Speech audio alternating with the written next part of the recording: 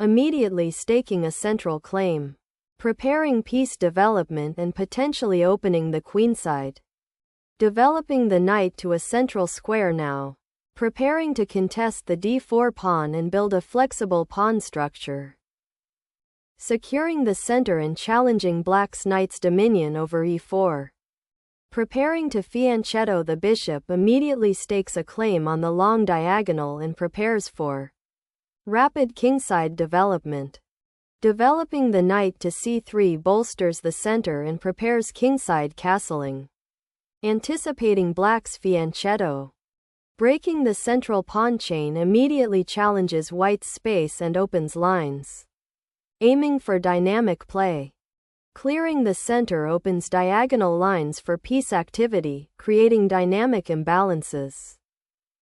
Reclaiming the pawn immediately establishes central presence and offers a dynamic pawn structure, inviting an early fight for space. Challenging the knight's dominion in the center. White boldly grabs space, seeking to disrupt black's harmonious development. Trading knights here relinquishes central pawn control, potentially ceding a structural advantage to white. Opening that b-file offers immediate central pawn pressure and a clear avenue for the queen, while simultaneously creating a doubled pawn which could become a weakness if black manages to organize an effective blockade. Developing the dark squared bishop to its natural diagonal, g7, establishes a formidable battery aimed at white's queenside, preparing to contest control of the long diagonal that often dictates play in king's Indian defense structures.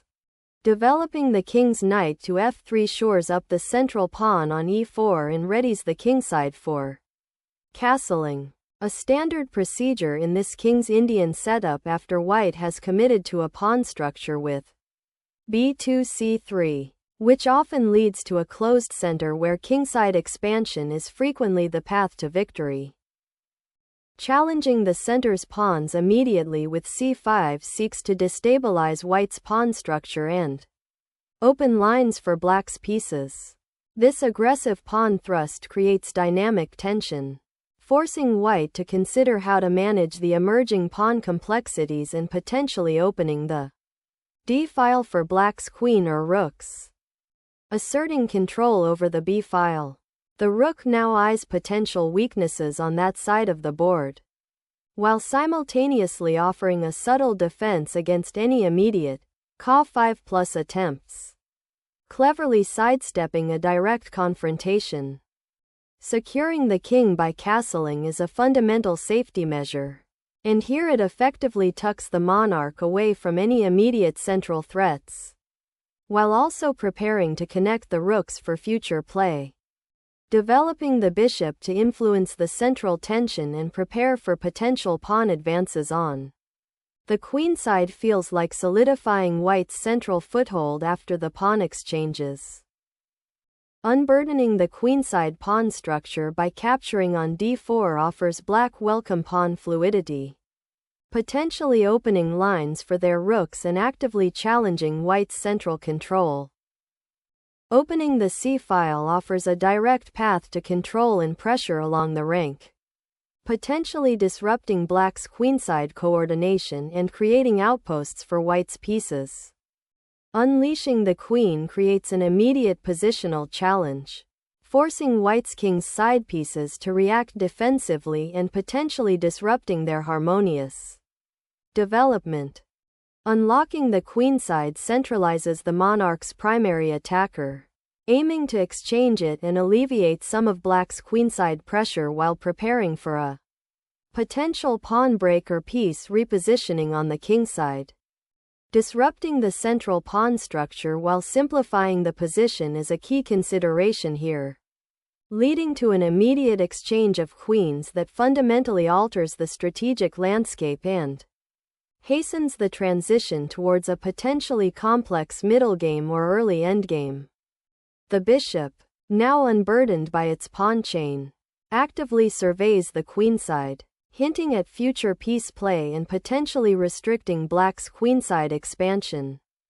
This maneuver cultivates a more resilient pawn structure on the queenside, potentially bolstering the bishop on g7's diagonal and preparing for future queenside expansion or a pawn push towards the center. Unlocking the central space with this pawn thrust dramatically shifts the board's dynamic, forcing black to confront a potential outpost for white's pieces and demanding immediate attention to the advanced pawn's weaknesses. A knight venturing to the edge of the board, a risky gambit for tactical compensation. Consider if this outpost is truly defensible or merely a gilded cage, potentially leading to a slow positional strangulation as white solidifies their central control. Solidifying the central pawn structure. This bishop repositioning aims to develop a robust defensive shield for the king and prepare for future advances, potentially targeting the queenside or supporting a kingside assault once the pieces are more harmonized. Embracing a bold gambit, black ignites the center, seeking to dismantle white's central pawn majority by opening critical lines for activity. A sharp counterstroke that could unravel white's solid pawn structure if not met with precise defense, potentially exposing the king. Expanding the central space with this pawn thrust creates immediate dynamic challenges for black's pieces, particularly restricting the bishop's diagonal and potentially forcing concessions in pawn structure. Unleashing the pawn chain. Black seeks to disrupt white's pawn structure and create dynamic counterplay on the kingside, sacrificing space for activity. The bishop's repositioning to d4 immediately contests the central dark squares and aims to exploit the slightly vulnerable kingside pawn structure, especially the f4 pawn, which could become a target or a weakness. Unleashing the bishop to f5 creates a potent diagonal attacking threat towards white's kingside, aiming to disrupt the pawn structure and potentially pry open the h3c8 diagonal for further pressure. Relocating the rook to the open file now prepares to contest its control, aiming to leverage the inherent weaknesses created by black's pawn structure on the queenside and the somewhat exposed nature of their king. Black's knight now infiltrates the queenside, a welcome intrusion into white's camp after the previous pawn push. This maneuver simultaneously eyes potential weaknesses around white's isolated c3 pawn and the d5 outpost, aiming to disrupt white's harmonious setup. Consider the tactical implications of this centralized knight. It could become a potent attacking piece or a crucial defensive anchor, depending on how white reacts. The immediate threat isn't overwhelming, but the underlying positional pressure it creates is significant, forcing white to remain vigilant and perhaps reconsider the long-term stability of their pawn structure. White centralizes the bishop to reinforce the d5 pawn and prepare for potential knight outpost on d6. While simultaneously eyeing the e6 square and limiting black's queen's bishop. This knight's audacious foray into the heart of white's position, forking the king and rook, injects immediate tactical drama. Black is gambling that the compensation of capturing the exchange will outweigh the positional concessions, specifically opening the e-file and potentially weakening the kingside pawn structure. White must navigate this fork carefully, as a misstep could lead to a swift material disadvantage. The ensuing sequence will test white's ability to consolidate and black's skill in exploiting the initiative, potentially creating a dynamic imbalance where pieces might be sacrificed for active counterplay. This creates a complex battleground, far from the quiet pawn structure of a few moves ago. Unleashing the king into the fray. A bold decision to circumvent the discovered attack, though it significantly exposes the monarch to potential fireworks on the central files. Sacrificing the knight for the bishop pair is a bold gambit, aimed at disrupting white's pawn structure and opening lines for the rook. While it temporarily gives up material, the potential for long-term compensation lies in the creation of weaknesses around white's king and the activation of black's remaining pieces. The key now is to exploit the newly opened diagonal and ensure the queen can support the advancing pawns before white's central control becomes overwhelming. Watch for opportunities to harass the vulnerable c3 pawn and pressure the e5 outpost. The pawn storm on the kingside might become a powerful weapon if white isn't careful. Securing the open file with the rook is a fundamental step in asserting control over the board's vertical pathways. The rook now activates, aiming to seize the open c-file, a crucial artery in this imbalanced position where white's doubled pawns on the queenside create potential weaknesses. Unleashing a forcing pawn thrust. This move injects immediate dynamism, aiming to disrupt black's coordination and potentially exploit the king's exposed position. Shielding the king from the immediate check, black tucks their monarch away on f8, accepting the pawn on d6 as a temporary inconvenience while re-evaluating the board's sharpest tactical lines. Unleashing the knight towards the black king's defenses.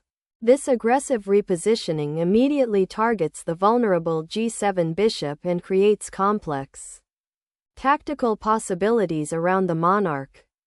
Unlocking the d-file presents a crucial opportunity, forcing a decision on how to manage the encroaching knight. Sacrificing the knight on h7 opens a devastating diagonal for the queen, turning the king's sanctuary into a potential minefield. The black king, now exposed after abandoning its castled shelter, must navigate a treacherous central landscape, seeking refuge from the looming white knight in the open files. The white bishop's arrival at b5 forces the black king to a precarious corner of the board, creating a deadly mating net. The king, having dodged the immediate check, now seeks refuge behind the d-pawn, a rather flimsy shield against the looming white pieces. This strategic retreat, while necessary, highlights black's precarious pawn structure and the open nature of the game. White's knights are poised to exploit the central weakness, and the bishop pair still holds significant sway on the diagonal. The immediate concern for black is consolidating forces, potentially by rerouting the rook from the c-file to a more defensive posture, before white can launch a decisive attack on the compromised kingside. The king's journey to the center, while a calculated risk, has opened up lines that demand black's full attention and careful piece coordination. Relocating the rook to the d-file now aims to exploit the exposed black king and potentially open up lines for further attack, especially with the centralized knight offering a future outpost. Unburdening the pawn chain by capturing the advanced soldier on e5 simplifies black's position, aiming to trade off material and potentially create an easier endgame with the rooks poised on open files. Suddenly, the bishop repositions to a more active diagonal, surveying the entire kingside and potentially preparing for a coordinated strike along the c-file. With the rook, suddenly, the rook on c3 unlocks a central highway, aiming to disrupt white's surprisingly consolidated pawn structure and challenging the bishop's defensive cordon. Securing the passed pawn with a king walk into a decidedly advantageous endgame scenario. The paramount objective now is to salvage the king from its precarious forward post before the encroaching white pieces seal its fate entirely. Unleashing the knight's aggressive potential. This move spearheads a calculated invasion of black's weakened territory, aiming to disrupt their defensive setup and exploit the exposed king. Unleashing a desperate but potentially game-altering check. Black throws everything forward, aiming to disrupt white's consolidated position and perhaps create a mating net around the exposed king. unleashing a desperate attempt to dislodge the enemy monarch from its precarious central perch. White boldly advances the king into the fray, hoping to disrupt black's immediate threats and perhaps create some unexpected counterplay. A delightful discovered check. Leveraging the bishop's newfound access to the kingside, this surprising thrust disrupts white's developing coordination and forces an immediate decision. Regarding the monarch's safety, notice how black's queen and knight previously collaborated to create this very opportunity, highlighting the power of coordinated pieces. Even in seemingly closed positions, the threat of further harassment, potentially involving the rook on the c-file, looms large. Observe the immediate pressure this puts on the king, which has been pushed out of its central sanctuary. This move emphasizes the critical principle of always keeping an eye on the opponent's king, even when the position appears to be focused elsewhere. The geometry of the board suddenly shifts, creating tactical possibilities that were not apparent just a moment ago.